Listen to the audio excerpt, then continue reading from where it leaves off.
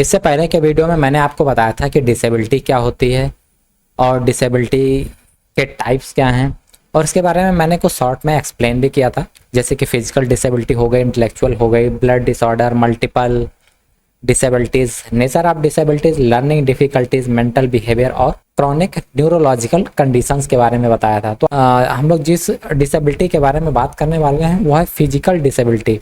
तो physical disability में main रूप से होता क्या है? फिजिकल डिसेबिलिटी अगर किसी व्यक्ति या पर्सन को है तो आप उसको देखकर ही जान जाएंगे कि इसमें किस तरीके की डिसेबिलिटी है। जैसे कि अगर आप डिसेबिलिटी की बात करें तो मूवमेंट ऑफ बॉडी, तो जो बॉडी के मूवमेंट होंगे वो अच्छे नहीं होंगे, उससे आपको पता लग जाएगा। वॉकिंग में प्रॉब्लम होगी, मोबिलिटी मीन्स चलने में प्रॉब्लम होगी, उसके उठने बैठने में दिक्कत होगी। तो ये सारी जब चीज़ें होने लगे तो आपको समझ में आ जाना चाहिए कि इसको फिजिकल डिसेबिलिटी है। जैसे कि उसका हाथों पर कंट्रोल नहीं है, मसल्स पर कोई कंट्रोल नहीं, तो इस टाइप की जो डिसेबिलिटी होती है वो फिजिकल डिसेबिलिटी होती है। अब फिजिकल डिसेबिलिटी में कुछ डिसेबिलिटीज और आती हैं, जैसे कि एक लोकोमोटर डिसेबिलिटी हो गई। लोकोमोटर डिसेबिलिटी में होता है कि नर्वस सिस्टम और मस्कुलो स्केलेटल दोनों प्रॉपर वर्क नहीं कर पाते हैं, जिसकी वजह से ऐसा कोई भी वर्क जिसमें आपको एक प्लेस से दूसरे प्लेस के लिए वर्क करना पड़े वो नहीं कर पाते, या जो काम आपको चल के करना पड़े उसमें प्रॉब्लम होती है, क्योंकि यह टोटल मूवमेंट से रिलेटेड होता है, एसोसिएटेड विद द मूवमेंट। तो इन सब चीज़ों में दिक्कत आती है, ठीक है, इसीलिए इसको बोलते हैं लोकोमोटर डिसेबिलिटी। इसके बाद अगर हम लोग देखेंगे लेप्रोजी कर्व्ड पर्सन होता है। लेप्रोजी कर्व्ड पर्सन का मतलब ये होता है कि उसमें आप देखेंगे तो सेंसेशन की प्रॉब्लम होती है।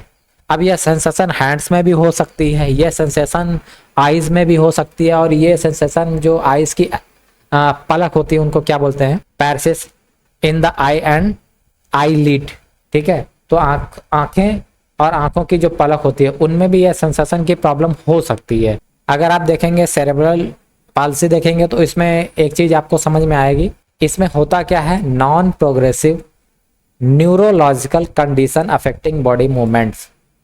तो जो न्यूरोलॉजिकल कंडीशन होती है वो बॉडी को अफेक्ट करती है, क्योंकि वो प्रोग्रेसिव नहीं हो पाती है, वो अच्छे से काम नहीं कर पाती है, इस वजह से प्रॉब्लम आती है। अब उसमें क्या होगा? जैसे मसल्स वर्क नहीं करेगी, मसल्स का कोऑर्डिनेशन वर्क नहीं करेगा। अब कोई काम आप करना चाह रहे हो उसमें मसल्स कोऑर्डिनेशन नहीं हो पा रहा है तो वो काम अच्छे से नहीं हो पाएगा। अब ये होता क्या है? इसमें जो सबसे बड़ी प्रॉब्लम आती है वो ब्रेन्स में प्रॉब्लम आती है। और ब्रेन्स की प्रॉब्लम कब होती है? जब बच्चे का जन्म होता है या जब बच्चा पैदा होता है तो उस टाइम से ये प्रॉब्लम आ जाती है, तो उसको मसल्स कोऑर्डिनेशन में दिक्कत होने लगती है, और इस दिक्कत के होने की वजह से सेरेब्रल पाल्सी नाम की यह समस्या खड़ी हो जाती है, जिसको डिसेबिलिटी बोलते हैं। अब हम लोग अगर नेक्स्ट देखेंगे डॉर्फिज्म। डॉर्फिज्म का मतलब ये होता है कि जो बच्चा होता है या कोई भी मेल पर्सन है उसकी हाइट ज़्यादा नहीं बढ़ती। तो उसकी हाइट कितनी होती है? मेन रूप से अगर उसकी हाइट को हम लोग देखेंगे तो 4 फीट 10 इंच के आसपास रहती है, या आप कह सकते हैं कि 147 सेंटीमीटर के आसपास रह जाती है। तो इसमें जो मेन प्रॉब्लम आती है वो होती है मस्कुलर डिस्ट्रॉफी की। तो मस्कुलर डिस्ट्रॉफी की जो प्रॉब्लम होती है उसकी वजह से किसी भी पर्सन का साइज नहीं बढ़ पाता है या उसकी हाइट अच्छे से नहीं हो पाती। तो इसमें कई कारण हो सकते हैं। एक तो कारण यह होता है कि भाई वो जेनेटिक हो, कि उसके जीन्स में ऐसी प्रॉब्लम चली आ रही है जिसकी वजह से वो नहीं बढ़ पा रहा है। और कई बार ये प्रॉब्लम ऐसी हो जाती हैं कि जिसमें मस्कुलर डिस्ट्रॉफी की प्रॉब्लम हो। मस्कुलर मीन्स मसल सही से वर्क ना कर पाई हो, उसकी वजह से ये प्रॉब्लम भी खड़ी हो जाती है। तो ये प्रॉब्लम दोनों टाइप से हो सकती है। अब इसका रीजन क्या है? इसका रीजन थोड़ा सा समझ में भी आता है। It is characterized by progressive skeletal muscles weakness, defect in muscles proteins and the death of muscle cells and tissue. अब इसमें क्या हो जाता है? जैसे जो स्केलेटल मसल है उसमें वीकनेस की प्रॉब्लम आ गई, मसल्स में कोई डिफेक्ट हो गया, या मसल्स को जितनी प्रोटीन चाहिए वो नहीं मिल पाई, इस वजह से डिफेक्ट पैदा हुआ। या कभी कभी ऐसा होता है कि जो मसल्स होती है और मसल्स के टिश्यू होते हैं, सेल्स होते हैं, वो डेथ हो जाती है, उनकी डेथ हो जाती है, तो सही से मसल टिश्यू इंप्रूव नहीं कर पाती है। तो इसकी वजह से भी डॉर्फिज्म की समस्या होती है। इसके बाद अगर हम लोग देखेंगे तो नेक्स्ट आता है acid attack victim. Acid attack victim में क्या होता है? देखो, एसिड अटैक विक्टिम में क्या होता है? अगर किसी के चेहरे पर या किसी आदमी या इंसान के किसी भी बॉडी पार्ट पर अगर एसिड गिर जाता है तो जो उसका फिगर होता है या चेहरा होता है या मसल्स होता है उसका नुकसान होता है, तो उसमें प्रॉब्लम होती है, उसकी वजह से भी पोस्चर चेंज हो जाता है। तो इस तरीके का ये प्रॉब्लम होता है। तो इसको हम लोग कह सकते हैं disfigure due to violent assault, ठीक है। अब विजुअल इम्पेयरमेंट का मतलब क्या होता है, इसमें विजुअल इम्पेयरमेंट में दो चीज़ें आ रही हैं, एक तो ब्लाइंडनेस आ रही है, ठीक है, और दूसरी देखेंगे लो विजन की समस्या आ रही है। तो ये दोनों अलग अलग चीज़ें हैं।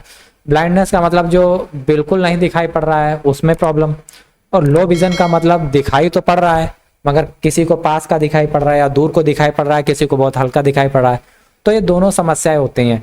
तो इनको आप इस तरीके से समझ सकते हैं। किसी की जैसे विजुअल एक्टिविटी लेस देन 3/60 है या लेस देन 10/200 है, तो इस तरीके से कि इसमें प्रॉब्लम आ रही है। या लो विजन में आप ये समझ सकते हैं कि उसे लो विजन की प्रॉब्लम है, चीज़ें सही से नहीं दिख रही हैं और उसमें इस तरीके से ये जो नंबर्स दिख रहे हैं, इन नंबर्स की प्रॉब्लम हो रही है, इसकी वजह से लो विजन की समस्या भी हो सकती है आंखों में। अब हम लोग नेक्स्ट देखते हैं हेयरिंग एम्पायरमेंट। हेयरिंग एम्पायरमेंट में प्रॉब्लम क्या होती है। अब हेयरिंग एम्पायरमेंट अगर हम लोग देखें तो किसी भी इंडिविजुअल के अंदर साउंड को सही तरीके से सुनने की जो क्षमता होती है उसमें प्रॉब्लम आती है, तो इसीलिए ये प्रॉब्लम क्रिएट हो जाती है। और ये प्रॉब्लम इसलिए आती है जो हेयरिंग मैकेनिज्म है हमारे बॉडी के अंदर, उसमें प्रॉब्लम क्रिएट हो जाती है। इस वजह से यह प्रॉब्लम ज़्यादा से ज़्यादा क्रिएट हो जाती है। इस वजह से ये कोई नॉर्मल स्पीच हो या किसी भी लैंग्वेज को हो, हम आसानी से नहीं सुन पाते, नहीं समझ पाते, या किसी बच्चे को किसी भी चीज़ को सुनने या समझने में प्रॉब्लम होती है। और इसमें कभी कभी ये हो जाता है कि बच्चों के जन्म के टाइम, ठीक है, कुछ ऐसा हो गया कि उसको उसी टाइम से सही से सुनाई नहीं पड़ रहा है या डेफनेस की समस्या आ गई है, इसकी वजह से भी ये प्रॉब्लम्स हो जाती है। और इन इफेक्ट का जो मेन प्रॉब्लम होता है उसका रीज़न होता है ये। इसमें क्या होता है, this effect is very depending upon the age of onset, nature, degree of hearing impairment. अब इसमें प्रॉब्लम यह है कि छोटी एज में क्या प्रॉब्लम हुई है, nature and degree of hearing impairment, जिस वजह से नहीं सुनाई पड़ रहा है उसका प्रॉब्लम क्या हो सकता है और कितने डिग्री तक वो सही से नहीं सुन पा रहा है। तो इन सब चीज़ों की प्रॉब्लम होती है और इन सब चीज़ों का पता किया जाता है। जबकि यहाँ पर दिया गया deafness is an individual impairment. अगर किसी को नहीं सुनाई पड़ रहा तो ये चीज़ें हमको दिखाई नहीं पड़ती हैं। जब वो चीज़ें नहीं सुन पाता है या कोई बच्चा नहीं सुन पा रहा है, कोई मेल नहीं सुन पा रहा है या कोई इंडिविजुअल नहीं सुन पा रहा, तब पता लगता है कि उसको डेफनेस की प्रॉब्लम है। अब वो किस लेवल तक हुआ है वो चेक करने के बाद ही पता लगता है, ठीक है। तो ये डेफनेस की प्रॉब्लम बच्चों में भी हो सकती है, किसी भी इंडिविजुअल में हो सकती है। तो ये यहाँ पर दिया है। तो हेयरिंग इम्पेयरमेंट में डेफनेस भी हो सकती है, डेफ भी हो सकता है टोटली। अब टोटली डेफ का मतलब है 70 dB के ऊपर अगर कोई भी साउंड सुनाई नहीं पड़ रहा तो वो टोटली डेफ हो जाएगा। क्योंकि मोस्टली क्या होता है 4 dB के ऊपर साउंड अच्छे तरीके से हम लोगों को सुनाई पड़ते हैं, बहुत अच्छे से सुनाई पड़ते हैं। Hearing impairment, hard of hearing, तो सुनने में ज़्यादा दिक्कत होती है। मतलब आपको सुनाई तो पड़ रहा है, जैसे 60 dB के ऊपर या 70 dB के ऊपर जो साउंड हो रहा है वो सुनाई पड़ रहा है, उससे नीचे का हो रहा है वो सही से सुनने में दिक्कत होती है। अब नेक्स्ट अगर हम लोग देखेंगे स्पीच एंड लैंग्वेज डिसेबिलिटी, तो स्पीच एंड लैंग्वेज डिसेबिलिटी में क्या होता है, इसमें लैरिंक्स गैक्टोमी की जो प्रॉब्लम्स होती है वो खड़ी हो जाती है, ठीक है। लैरिंक्स गैक्टोमी की प्रॉब्लम होती है, एफेसिया अफेक्टिंग की भी प्रॉब्लम होती है, जिसकी वजह से क्या होता है सही से बोला नहीं जाता। अगर बोलते हैं तो उसमें प्रॉब्लम होती है, जबान लड़खड़ा जाती है, या किसी भी स्पीच को पढ़ने में रुकना पड़ता है, या अगर बोलते हैं तो वर्ड सही से नहीं निकलते हैं, इस टाइप की प्रॉब्लम आ जाती है। तो आप इसको मान सकते हैं component of speech and language due to organic या न्यूरोलॉजिकल कॉजेज, ठीक है। तो इसमें जो प्रॉब्लम हो सकती है वो न्यूरोलॉजिकल भी हो सकती है और ऑर्गेनिक मतलब कोई ऐसी प्रॉब्लम जिसकी वजह से हम नहीं बोल पा रहे हैं, या कोई चोट वगैरह लग गई है जिसकी वजह से बोलने में दिक्कत आ रही है, ये न्यूरोलॉजिकल प्रॉब्लम है जिसकी वजह से ये प्रॉब्लम आ रही है। तो ये चीज़ें भी होती हैं। तो फिजिकल डिसेबिलिटी में सबसे पहले देखा आपने locomotor disability, leprosy cured person disability, cerebral palsy disability and dwarfism, acid attack, visual impairment and visual impairment low vision.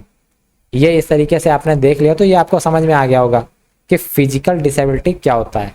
तो नेक्स्ट वीडियो में हम लोग बात करेंगे इंटेलेक्चुअल डिसेबिलिटी के बारे में।